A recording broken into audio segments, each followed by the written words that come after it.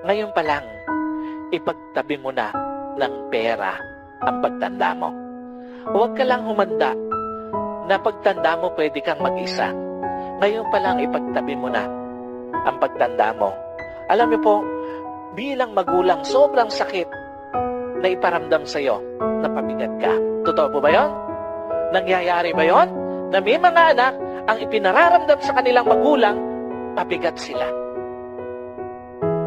Totoo ba? Sobrang sakit bilang magulang na nagtuturo-turuan ng mga anak mo kung sino yung kukup-kup sa'yo.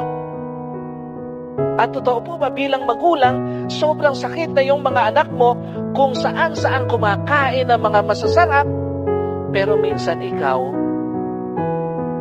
wala kang makain. Masakit ba yun? Sobrang sakit nun.